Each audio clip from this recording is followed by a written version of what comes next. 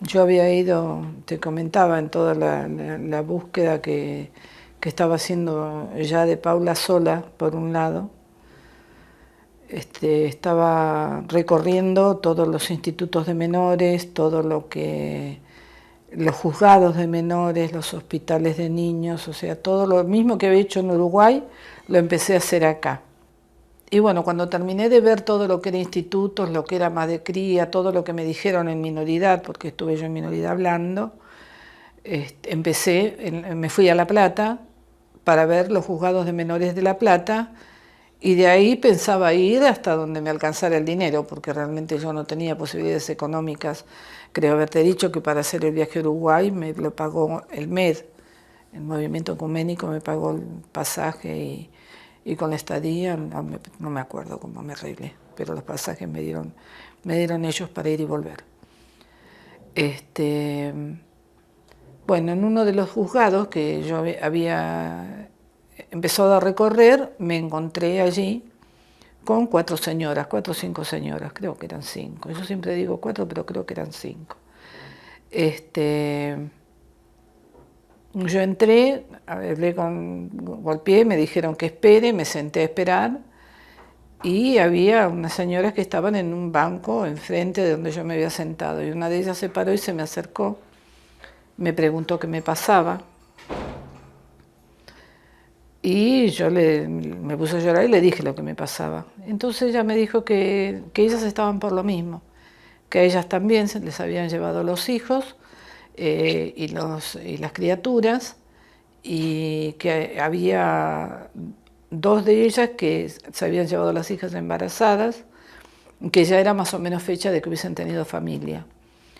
Si yo me quería unir a ellas, que ellas ya tenían audiencia con el juez de menores, me explicaron que era muy difícil que me diesen una audiencia y que era mejor unidas que separadas.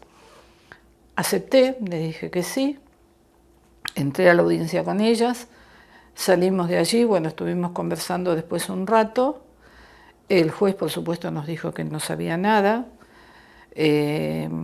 habían llevado una lista en ese momento, creo que eran 13 chicos que había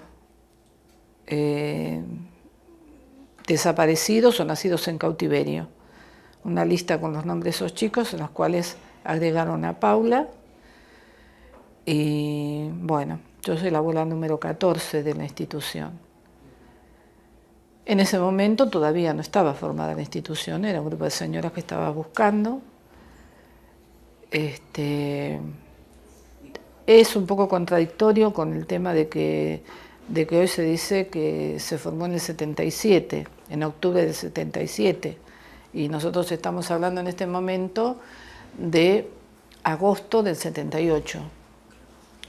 Lo que pasó en ese interín, en ese año, en esa diferencia de año, es que todavía no estaba formado el grupo. La primera vez que hablamos como grupo, se le dio el nombre de abuelas argentinas con nietitos desaparecidos.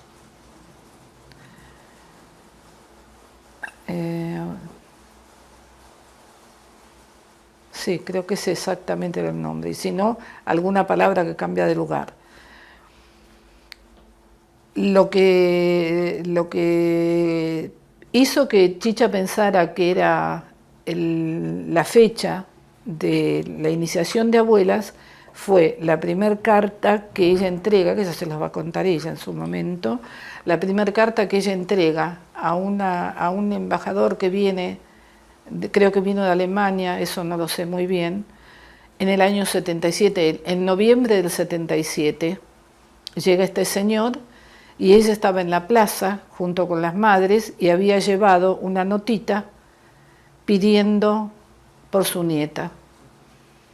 Y en ese momento estaba Azucena Villaflor, que ella no se había atrevido, Chicha no se atrevió a acercarse para entregar esa nota, y Azucena se la agarró de la mano y se la pasó a este personaje.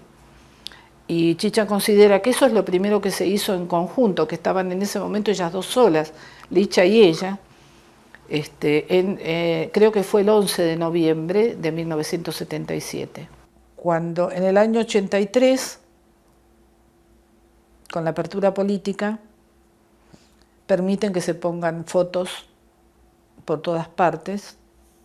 No sé si vos lo recordás, no eras muy chiquito, no creo, pero en ese momento se ponían murales en las calles con las fotos de los chicos desaparecidos, los nacidos y algunas fotos de chicos de las jóvenes que se llevaron embarazadas.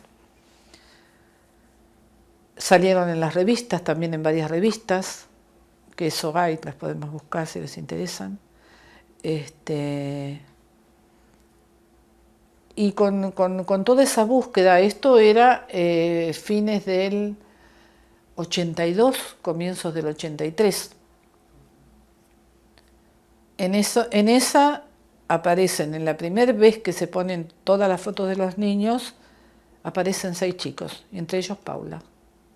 Hay un llamado a Mignone diciéndole que la nena que estaban buscando estaba en la calle Fraga 844, creo que era, y que estaba con la señora fulana de tal, señora Raquel Teresa Leiro.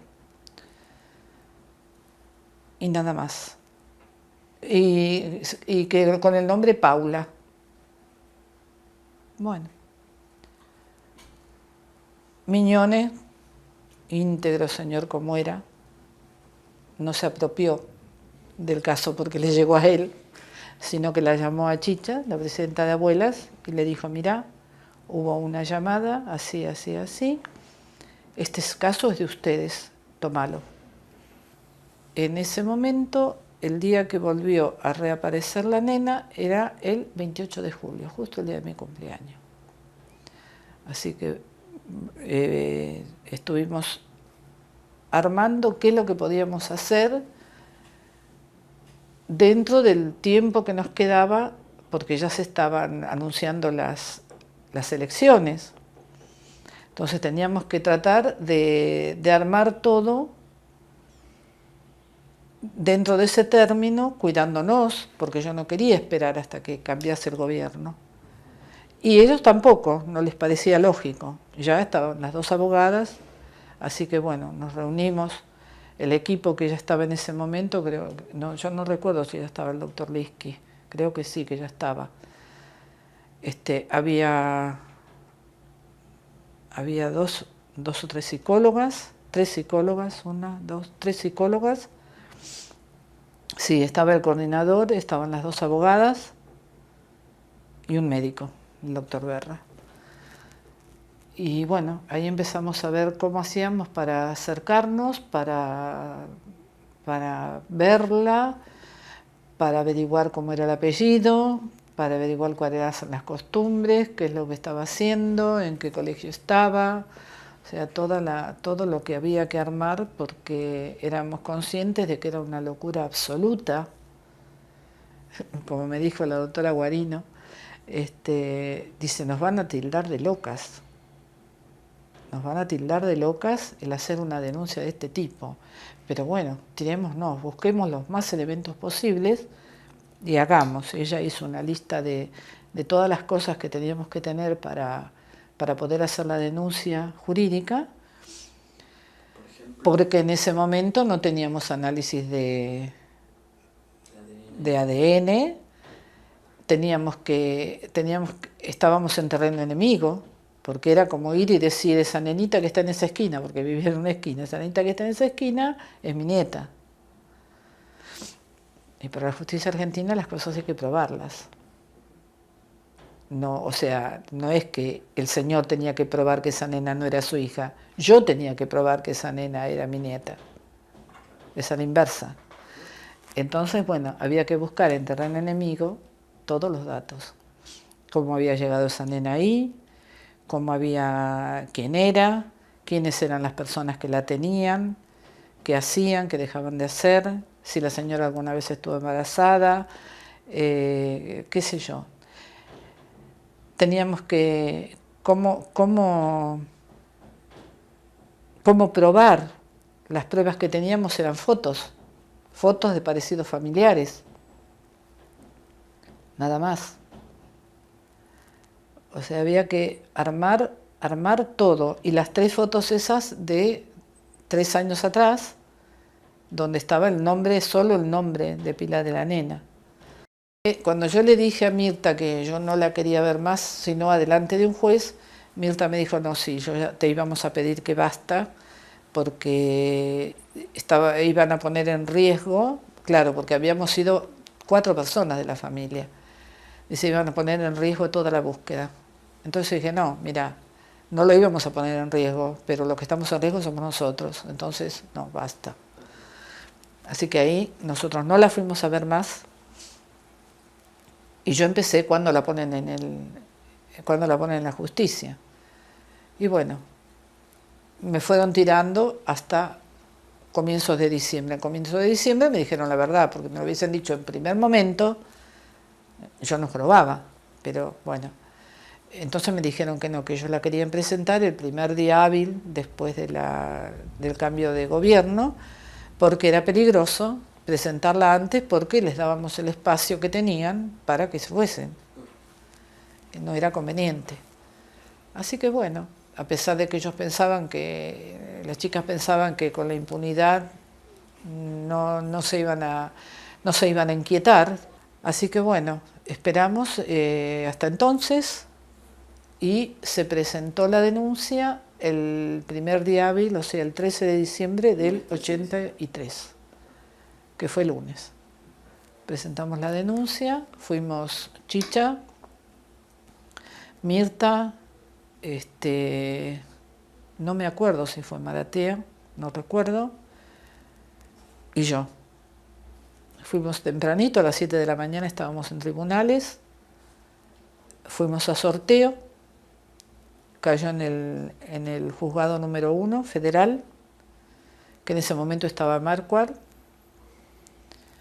y bueno, y nos fuimos a sentar ahí a esperar a ver qué pasaba, mientras en el juzgado, mientras la abogada hacía todos los trámites, y deberían estar las dos, no puede haber estado solo Mirta. Yo la verdad es que no lo recuerdo. Mientras ella trabajó, hizo todo lo que tenían que hacer, y yo hice la ratificación ese mismo día, y pedimos el allanamiento de la casa, se pidió el allanamiento de la casa, y la nena. Durante todo ese tiempo se había estado hablando, también se estuvo trabajando con la posibilidad de que fuese familia sustituta, de que no fuese a ir a un colegio, a un instituto. Entonces, entre las familias sustitutas estaba Ernesto Sábato, la familia de Ernesto Sábato, estaba ofrecida como él se había ofrecido, que él la tenía en su casa. Por las dudas no me la quisiesen dar a mí, y yo no recuerdo, creo que no había otra familia, estaba él. ¿Se llegó a hacer el allanamiento? Se hizo el allanamiento, lo que no se hizo fue sacar la nena. Bueno, el juez, que más tarde, que esto, que el otro, y Chicha lo empezó a volver loco, empezó cada rato, le golpeaba la puerta, y a decirle, porque se la van a llevar, y porque esto, porque usted va a ser responsable de lo que pasa. Lo volvió loco realmente, hasta que este hombre dijo, bueno, basta, lo llamó al comisario y le dio los papeles que fuese a hacer el allanamiento, porque el peligro era en serio. Este señor, si le avisaban, no lo íbamos a encontrar más. Sabíamos el nombre y el apellido, que nos lo dijo la nena, claro, pero no sabíamos quién era. Bueno, cuando se hace el allanamiento, nosotras estábamos, Mirta Baravalle y yo, la otra abuela, que era la secretaria de abuelas, y yo, estábamos en la esquina, mirando qué es lo que pasaba. Cuando el juez dijo, va la policía, nos fuimos nosotras. En la esquina de enfrente estaba Hugo con otro muchacho mirando si se llevaban la nena, a ver para dónde la llevaban. Y en la otra esquina había otros 2 muchachos, también, por las dudas, se la llevasen para seguirlos. De ahí sigue la historia tratando de acumular pruebas. Le pedimos jurídicamente al juez, bueno, ya ahí al poco tiempo hubo cambio de juez. Yo no me acuerdo si estuvo Salvi primero o estuvo directamente Fegoli. Creo que estuvo Fegoli y después Salvi. Sí, creo que el juzgado pasó a manos de Fegoli. Le pedimos a él que ejerciese la tutoría sobre Paula. Bueno, cosa que él aceptó. O sea, él era el tutor de Paula. Bueno, a partir de esa aceptación empezamos a pedirle que le hagan los análisis. En aquel momento los análisis eran de paternidad. La llevan, le hacen los análisis ahí mismo en tribunales, en el servicio de... Ay, ¿Qué era? ¿Qué consistía en sacarle sangre? Claro, había que sacarle sangre a ella y a él. A ella y a los dos, bueno, a los dos, pero en ese caso eran comprobar la paternidad, porque en aquel momento se comprobaba la paternidad, no eran de inclusión. Por fin un día la llevan y me llaman al Durán a sacarle sangre y yo estaba en Abuelas todo el día. Yo me levantaba a la mañana, a las 7 menos 6:30 más o menos salía de mi casa, a las 7:30 más o menos estaba, pues ahora se viaja rápido y bien, estaba en la puerta de tribunales, iba, leía el expediente, sacaba lo nuevo que había, tomaba nota y se lo llevaba a mis abogadas. Cuando ellas podían ir íbamos juntas, pero si no, yo todos los días iba y leía el expediente y anotaba todo lo nuevo que había. Y se lo llevaba. Y de ahí me iba a Abuelas y de ahí me quedaba hasta que hablase con las abogadas, así fuese las 12 de la noche. Bueno, yo estaba en Abuelas y llaman del Durán, trajeron a Paula. Que venga el perito. Así que volando el perito para poder sacarle sangre. Bueno, sacarle sangre, la fotografía, todo lo que había que hacer. Y justo ese día, a las 12 del mediodía, llegaba Malik Delkin de Estados Unidos a poner a punto la técnica. Con lo cual ella viene y hace ella misma los análisis de Paula. Y dio esa casualidad bendita y ahí nos enteramos al poco tiempo que esa era Paula. Bueno. Enterarnos que fue Paula fue la alegría más grande, bueno, brindamos, o sea, estábamos seguros que era Paula, pero poderlo probar ya era otra cosa. A mí me lo corroboraron judicialmente, me llamó mi perito. ¿Qué día fue? El 31 de julio del 84 y me dijo esto oficialmente, acá están los análisis, me dio una copia y me dice, pero es esto oficialmente, no diga una palabra hasta que no la llamen del juzgado. Y bueno, ahí empezamos a seguir, empezó la abogada a seguir más de cerca al juzgado para ver si se hacía la restitución. Se presentó el equipo de Abuelas para asesorar al juez sobre la parte psicológica, los pasos, todo para dar para poder hablar con Paula. Y este hombre decide, yo creo que fue, no me acuerdo si fue el 1 o el 2 de octubre, que aparentemente pensaba restituirla. Nos cita a todos, a las 8 de la mañana estábamos todos. A las 10 de la mañana llega Lavallén con la nena, que también lo había citado. Entra él muy confiado al juzgado y lo vemos que al rato se va. Y a nosotros nos dijeron que nos iban a llamar más tarde, que la nena se había ido a comer. Eran las 7, 8 de la noche, nos hacen bajar a la parte del juzgado electoral, que hay sillones y todo eso, y nos hacen esperar ahí. A las 12 de la noche, 12 y pico eran, nos avisa que la nena no va a ser restituida ese día y que hay que esperar que se resuelva el fondo de la cuestión. Yo no te puedo decir cómo quedamos todos. Sobre todo estaba el doctor Marcelo Biancheri, que era psiquiatra, y Liski. La imagen yo no me la voy a olvidar, ninguno de los dos, la cara, y cuando salimos por la escalinata, de las 8 de la mañana, a las 12 y pico, a la 1 salimos diciéndonos que iba a resolver el fondo de la cuestión y recién entonces iba a dar la nena. Estaba toda mi familia, nosotros no somos pocos, gracias a Dios. Los chicos salieron junto con las abogadas, en aquel momento estamos hablando del 84. Y el fondo de la cuestión era resolver si si era Paula Eva Lugares, sí o no. Ese era el fondo de la cuestión. ¿Sabés cuántos años duró el fondo de la cuestión? 11 años y 8 meses. Y en principio, el cambiar el apellido duró 5 años. Bueno, ahí empezó otra dura lucha. Ahí empezamos a caminar, a ver gente, a ver a uno, a ver a otro, a pedir apoyo, a pedir apoyo al exterior, marchas acá, paradas en tribunales. O sea, hay una serie de cosas que eso, bueno, también está todo ahí, todo en el archivo, ¿no? Todo, está todo.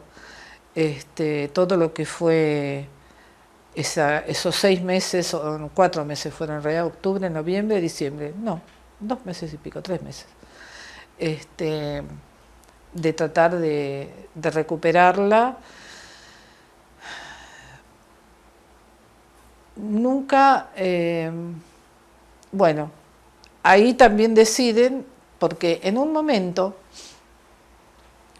yo le digo en un momento de todo esto, yo le pregunto, Paula tenía la asistente social, que el asistente social, que la estaba visitando, que visitaba la casa, que pasaba los informes perfectos, todo gente buena, todo bien, la nena todo bien, están todos los informes,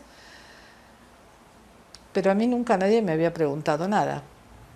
Entonces un día yo agarro y le digo al juez, le digo, doctor, ¿usted me piensa devolver la nena? Y él se me quedó mirando, no me dijo ni sí ni no, no correspondía. Se me quedó mirando y digo, no, le digo, ¿sabe por qué? Porque tengo una duda. Usted no me piensa devolver la nena porque si usted pensase en devolvérmela, usted averiguaría quién soy. Le digo, porque yo soy una abuela de Plaza de Mayo, pero yo no vivo en la Plaza de Mayo. Yo tengo casa, tengo familia, tengo hijos, tengo marido. Y usted no sabe en qué condiciones yo vivo para poner una criatura. Bueno, a los 2 días tenía la visitadora social en casa. Empezó a hacer la visitadora social, la visita social, en los ambientales, y a mí me mandaron al psicólogo del patronato. Del patronato tribunales tienen un patronato. Yo iba ahí, que es el servicio social del patronato. O sea, a mí me empezó a atender un psicólogo del patronato. Llega en diciembre, que la causa ya había pasado en la Cámara. En ese momento, el presidente de esa Cámara era el doctor D'Alessio. Yo había ido a hablar con él me había citado para hablar conmigo, para conocerme. Habíamos estado hablando. Yo le había contado todo cómo había llegado la nena, o sea, todo lo concerniente a la nena, lo que yo me había averiguado sobre mi hija. Bueno, la cuestión es que me saluda, chao, bueno, me voy. Y faltaban más o menos una semana, 10 días para que me devolvieran la nena, yo no lo sabía. Estamos en los primeros días de diciembre. De diciembre, los primeros días de diciembre, me dice, bueno, es la última reunión que tengo con Roberto, se llamaba el psicólogo, no me acuerdo ahora el apellido. es la última reunión que tengo con él y la tengo en la cámara, ¿viste donde se hizo el juicio a las juntas? En ese salón. Y yo ese mismo día estaba citada con mi marido y mi hijo por la cámara en pleno. Entonces él aprovechó y me dijo, véngase usted un rato antes, así tenemos la entrevista con usted y después, para que no haga 2 viajes, los ve a los jueces. Bueno, hicimos la última entrevista, él me dijo, charlamos un rato y me dice, ¿usted sabe que esta es la última entrevista? Digo, sí. Entonces me saluda y después de saludarme agarra y cierra la puerta, se apoya en la puerta y me dice, le quiero hacer 2 preguntas. ¿Usted qué piensa que diría su hija si supiese que usted se quiere quedar con la nena? Y yo le dije, mi hija sabe perfectamente bien que yo le soy incondicional, que yo no me quiero quedar con la nena, que quiero que la nena esté conmigo para esperarlos a ellos. Entonces me dice, ¿y si ahora los jueces le dicen que no se la dan nunca más? Le digo, muy sencillo, voy a mi casa, me lloro todo, me doy una ducha, me vuelvo a calzar y empiezo de nuevo. Me abrió la puerta y me dijo, váyase.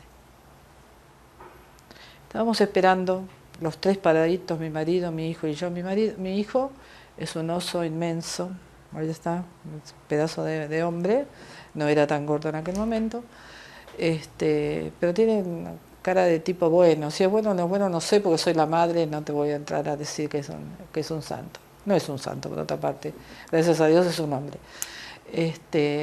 Pero esos tipos bonachones, ¿viste? Y mi marido también, mi marido tenía una mirada muy inteligente y de un tipo muy noble, era un tipo muy noble. Y yo estaba en el medio y lo tenía uno de cada lado. Y venían caminando rapidísimo todos los 4 camaristas. Y cuando me pasaban, pegaron la frenada, porque fue una frenada, no es que pararon, porque iban corriendo, se volvieron y me miraron y me dice, buenos días, señora. Y miraron de reojo a los 2 varones. Entonces yo, buen día, doctor, mi esposo, mi hijo. Yo creo que ahí se decidió que me iban a dar la nena, por la mirada de ellos a los 2 varones. Bueno, se hizo la audiencia, estuvimos conversando, mi marido le dijo lo que pensaba con respecto a la nena, cuáles eran sus ideas, qué sé yo. Mi hijo no hablaba nada. Bueno, se terminó la audiencia, nos fuimos. Y yo así, ese día cuando volví a la casa de las abuelas, estaba Norberto, y no me atreví a decir lo que pensaba, pero sí le di una carta, no sé si la tendrá, en la cual yo le preguntaba, ¿por qué nosotros, que somos grandes, somos adultos, no podemos hacer nada por Paula? Si Paula, siendo tan chiquita como era, pudo defenderse a sí misma. Y Norberto me dijo, no sé lo que contestarte. Y esto de que defenderse a sí misma, entre las cosas que a mí me contaron los vecinos, lo que me contaron es que a ellos la querían llamar Luisa. Y cuando la llamaban Luisa, Paula no contestaba. O si contestaba no Paula. No Paula.